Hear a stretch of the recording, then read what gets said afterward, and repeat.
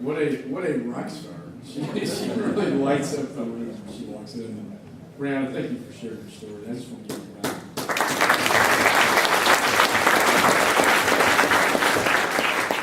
She said she was thinking she'd become a member of Congress. I'm not sure I would wish that on anybody. And I have 2 teenage daughters, so when you talk about being on your phone a lot, I kind of understand that comment as well. Hey, Dana. Dana Rohrbacher from California, and his daughter is currently undergoing treatment therapy as well. You don't want me sharing that story,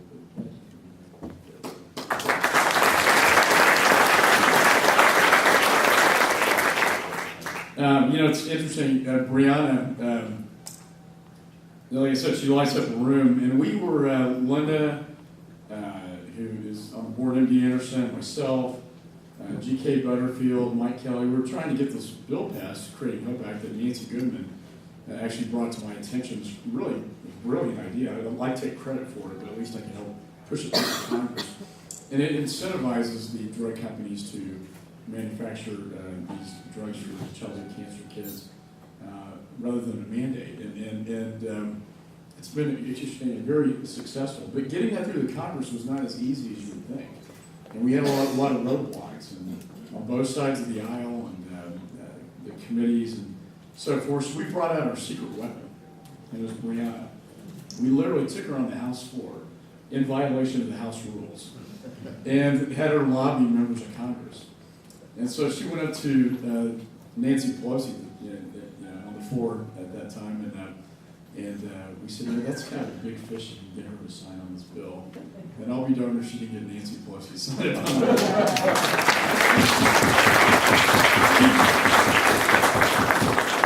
And I think she may have been speaker at the time, I can't remember, but I think she said, I don't normally co-sponsor bills. And then she looked at Brianna, and her heart melted, and she said, okay.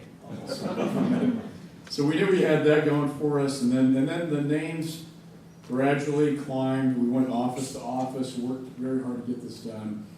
And it's a real testament as to how you can accomplish something. And you can at the grassroots, all the activists here in the room, how if you really stand up for what you believe in, you can get it done. And we got something that was monumental done. There really hadn't been a childhood cancer bill.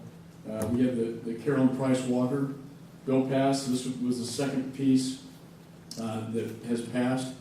And I'm proud to say that since that time, and it's only been really less than a year, we now have 4 applications for these vouchers, which means 4 new drugs that will be forthcoming in the marketplace for childhood cancer. That's really huge. And I was talking to Nancy about this yesterday, and she said that that's just the tip of the iceberg. That we're going to see more and more of these applications coming in, and it is going to make a difference. And that's what I'm so proud of. The reason we formed the caucus, and the Culvers came to me when I got my first term in the Congress, and I'm just trying to find my way to the bathroom, essentially. And they said, I'm going to tell you about my son, Adam, who died. We have Adam's Angels, and they really inspired me to take this cause on. And we formed this caucus with then Joe Sestak, and the purpose was to give children who don't have a voice in Congress a voice. There are lobbyists all over this town for special interests. There are no lobbyists for the kids. There are no lobbyists for childhood cancer. And that was the whole point, was to give them a voice, and we have.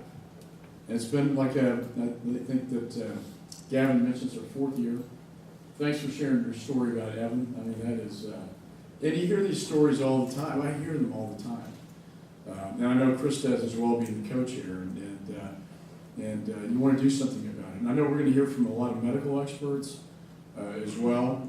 It's a fulfilling line of work for them, as Dr. Levy and I talked about, but it's also very painful to see children in pain. It's fulfilling when you can save their lives. I mean, that's the whole point of what we're trying to do and make a difference in saving lives. We're going to hear about survivorship today as well. A lot of issues related to that and legislation pending on that. Nancy's going to talk about the Creating Hope Act. And we're also going to hear from Dell about the Genome Project, which I think is going to be a little more futuristic, but I think will be very interesting as we study the genetics of this disease, how we can get to the root cause of what causes childhood cancer.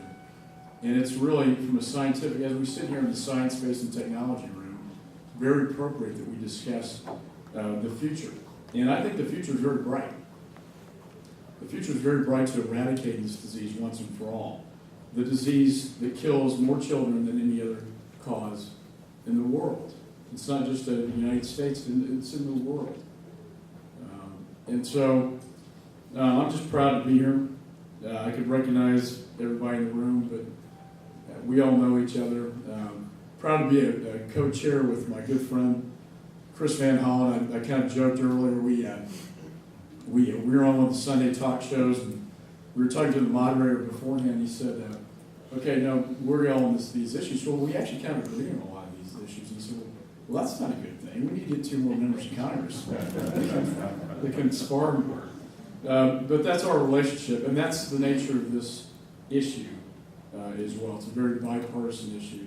It's a national issue. It's a universal issue. So I'm just so proud to be part of it. Thanks to all the advocates for being here, for what you do day in and day out. And together we will find a cure for this. Thank you.